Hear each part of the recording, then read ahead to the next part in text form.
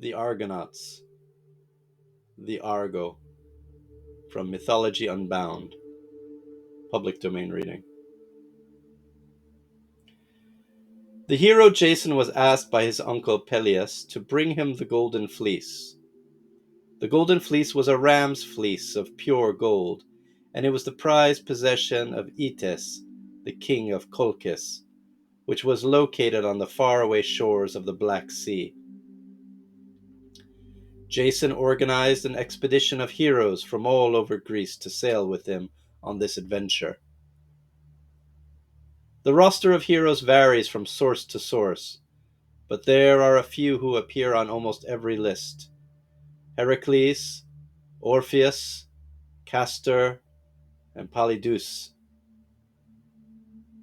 The Dioscuri, meaning sons of Zeus, Telamon, the father of the greater Ajax, Peleus, father of Achilles, and Argus, the builder and the eponym of the Argo, the ship on which the Argonauts sailed. Argus had built the ship with the help of Athena, with one beam from the sacred oak Dodona. This beam could speak, and at some point it gave advice to the crew.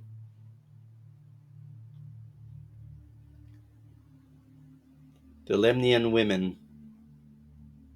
The expedition first came to the island of Lemnos, inhabited only by women, because all the men had been killed. Some time before this, the women on the island had neglected the cult of the goddess Aphrodite. Aphrodite became angry, of course, had caused the women to give off a terrible odor. The women's husbands naturally began to avoid their wives, and eventually they sailed to Thrace and brought back concubines to sleep with instead of their wives. The women were so angry that they killed all the men, and the Thracian women as well. Only one man survived. The princess Hypsipyle hid her. She was her aged father in a wooden chest and put him out to sea. He drifted ashore on the island of Weone. Because of this terrible deed, the Lemnian women lived in constant fear that the Thracians would come and attack them in retaliation. When the Argonauts landed on Lemnos, the Lemnian women believed that the Thracians had come to kill them and got ready for battle.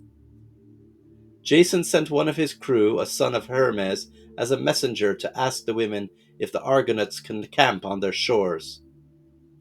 His words convinced the women that they were not in immediate danger, and so they convened a council in which they decided that having a group of strong and handsome heroes around would not be a bad idea. The women sent a messenger to bring the heroes into the city. Most of the Argonauts were thrilled to spend the night in the city. Apparently, the women no longer smelled badly, but Heracles and a few others stayed with the ship. The queen became quite enamored with Jason and offered to allow the Argonauts to come and stay. If Jason had any skill, it was in charming women. He thanked the queen graciously, but told her that he and his men had to continue on their journey. Most authors say that the Argonauts spent only a few days on Lemnos, but this was long enough for a new generation of Lemnians to result.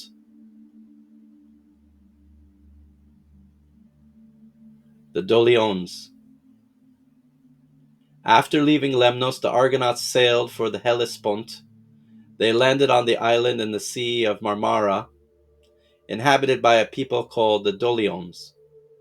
Their king offered to give them shelter and to restock their supplies, because an oracle had told him to offer aid to such travelers.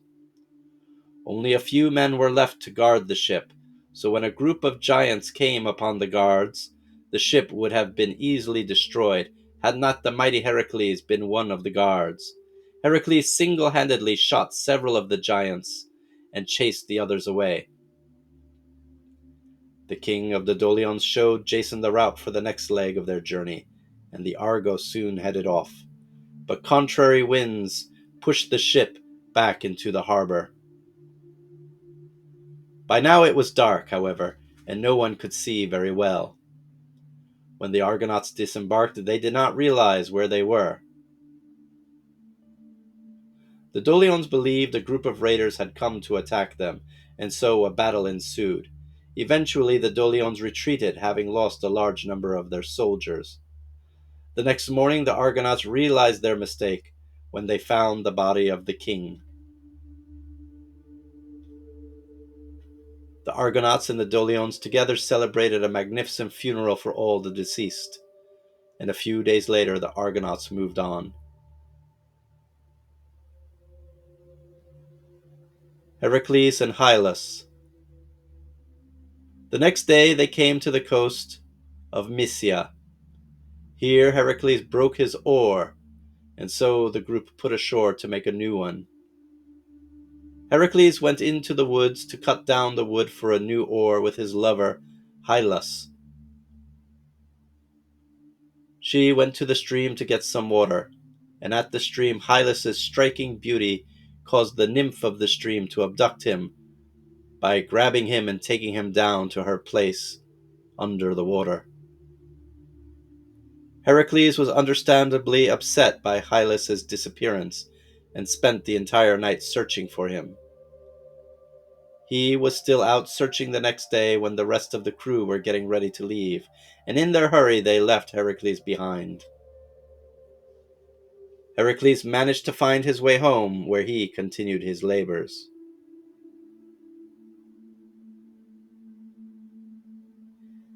Phineus and the Harpies. Next, the Argonauts headed for the Bosphorus and landed at Salmedusis, the capital of Thynia, and here they met the king, a man named Phineus, who was blind and was being hounded by harpies. The harpies were creatures that resembled women with wings, beaks, and talons. Their name comes from the Greek verb harpazein, meaning to snatch, and that is exactly what they did. Whenever Phineus tried to eat anything, the harpies would swoop down and steal some of the food. They left droppings on the rest so as to make the rest of the food inedible. So Phineus was slowly starving to death and was very weak by the time the Argonauts found him. He asked for their help, and they of course obliged. Two of the Argonauts, Zetis and Calais, were the sons of Boreas, the north wind, and because of this they had wings on their backs. A wonderful feast was prepared, and when the harpies came to snatch it, Zetis and Calais took flight and chased the harpies away. The brothers would have killed the harpies with their bows, but Iris, who was the rainbow and also a messenger of Zeus, told them that Zeus wanted them to spare the harpies' lives, as long as the harpies promised never to bother Phineus again. When Zetis and Calais returned to Salmadeus, everyone enjoyed the feast. In return for their help, Phineus gave them the information they needed to get past the clashing rocks.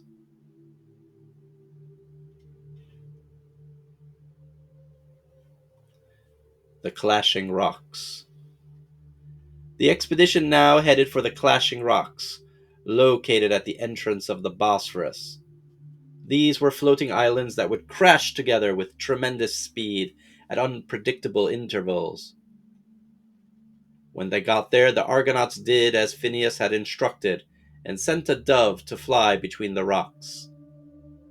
They wanted to see what would happen to the bird, and since Phineus had told them that if the bird survived, they had a chance of making it through. If the bird did not survive, it was useless, and they would most definitely perish if they tried. The dove successfully made it through the rocks, though it lost its tail feathers. As the rocks separated, the sailors began to row as hard as they possibly could, because their lives depended on it. The boat rushed forward at top speed, but the waves created by the moving rocks nearly capsized the Argo. The crew would have perished had Athena not stepped in and held the rocks apart while pushing the Argo through. But after the Argo escaped, the rocks stayed in place. The gods had decided long ago that once a ship had passed through them, they would never crash again.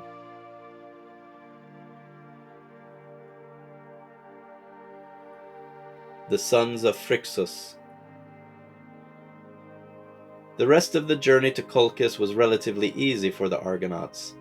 Zeus steered the group away from the island of the Amazons, Themyscira, where the Amazons were already prepared for a battle. After a little more sailing, the ship came to a desert island sacred to Ares, which Phineus had advised them to visit because they would find something vital to their mission while there. The island was filled with birds that had feathers so sharp that they could cut through flesh. To get onto the island, the Argonauts held their shields over their heads to make cover. They then clashed their weapons together to scare the birds. And now, able to move around, the crew found the sons of Phrixus stranded on the island. Phrixus was the youth who had been carried to Colchis by the golden ram. He had stayed in Colchis and had married King Aeetes' daughter. The boys were able to show the group the rest of the way to Colchis. Jason's tasks. When the crew finally arrived in Colchis, they had no idea how they were going to get to the Golden Fleece. Hera and Athena asked Aphrodite for her help, and Aphrodite sent her son Eros, also known as Cupid, to shoot Medea, the daughter of King Aeetes, with his arrows, so she would fall in love with Jason. The moment Medea saw Jason, she instantly fell in love with him. She brought them into the house, and her father, on account of Xenia, had to allow the strangers to join them for dinner. At the dinner banquet, Argus, one of Phrixus' sons, explained who they were and what they had come for: the Golden Fleece. Unexpectedly, Aeetes told the Argonauts that he would certainly give them the fleece. He said he would only ask Jason to perform a few tasks first. All Jason had to do was to yoke a pair of fire-breathing bulls to a plow, to sow a field with dragon's teeth, and then when fully armed warriors sprang up from the teeth, he would have to kill all of the warriors. Jason had no idea how he was going to perform these tasks, but he reluctantly agreed. Later that night, Medea, who was a princess of Hecate and a very skilled witch, paid a visit to Jason. Medea made Jason promise that he would take her back to Lolcus with him if she helped him to complete these impossible tasks. Jason eagerly agreed, and Medea gave him a potion and told him what to do. The night before he had to complete his tasks, Jason sacrificed to Hecate in the manner that Medea had instructed him, and then early in the next morning he rubbed the potion into his skin and went to find the fire-breathing bulls. Jason was able to yoke the bulls to the plow because the potion protected him from their fire. He plowed the field with the bulls and sowed the dragon's teeth. From the soil came hundreds of fierce warriors, but Jason had been told by Medea what he needed to do. Jason threw a rock into the middle of the warriors, and they, thinking their fellows were attacking them, began to attack one another. And Jason waited while they fought one another until only one was left, and then he killed the remaining warrior. Stealing the Golden Fleece. Aeetes, angry that Jason had been able to complete these impossible tasks, refused to hand over the fleece, and the Greeks retreated to their camp. That night, Medea snuck out to the Greek camp and met with Jason. She told him that if he agreed to marry her, she would help him steal the fleece. Jason agreed, and they went to the grove which housed the golden fleece. A dragon stood guard over the grove, but Medea put it to sleep with drugs. Jason killed the dragon and stole the fleece, and then he and Medea rushed back to the Greek camp. They jumped into the ship, and they sailed toward Greece, taking Medea's younger brother, Apisterius, with them. Eteus soon learned what had happened and sailed after them with his entire fleet. The murder of Abserterius. As Eteus and his fleet began to gain on the Argo, Medea had run out of ideas. But she was desperately in love with Jason, so she did the only thing she could. Medea killed her younger brother, Aspertius, and chopped him into pieces. Then she threw the pieces over the side of the ship, one by one. Eteus, when he saw the pieces of his son floating by, stopped to pick up each of the limbs, and eventually the head. He forgot all about pursuing the Argo, and he returned to Colchis to give his dead child a burial. This allowed the Argonauts to escape the clutches of Eteus, but it meant that Medea began her life with Jason by murdering her own brother.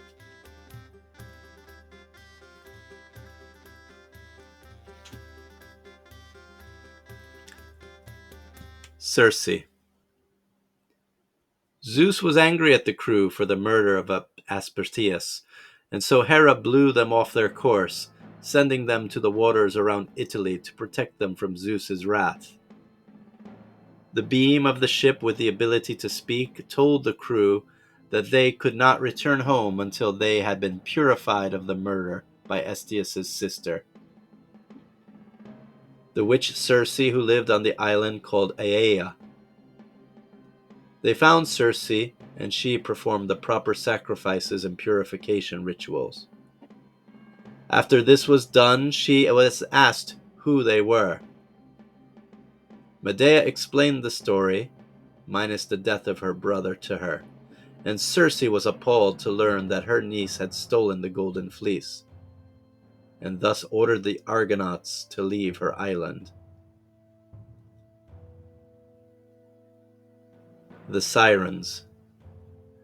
Now that they had been purified of the murder, Hera helped the crew of the Argo make their journey to Locus. They passed the Sirens, who are described as birds with the heads of women, and the ability to sing so wonderfully that any sailor who heard the song would jump out of the boat and swim toward their island, where he would slowly die of starvation. The Argonauts had Orpheus amongst their crew, and he played a song that rivaled the song of the Sirens, and allowed the Argo to pass unharmed. The Argo also passed by Scylla, a monster with 6 dog heads, and Charybdis, a whirlpool that would suck up water and then regurgitate it. They would surely have perished had Thetis, a sea nymph, and her sisters not guided the Argo through these perilous waters. Thetis would later become the bride of the Argonauts. She would become the bride of one of the Argonauts, Peleus. Return to Iolcus. Finally, after much wandering, the Argo finally made it back to Iolcus, where Jason and Medea were married,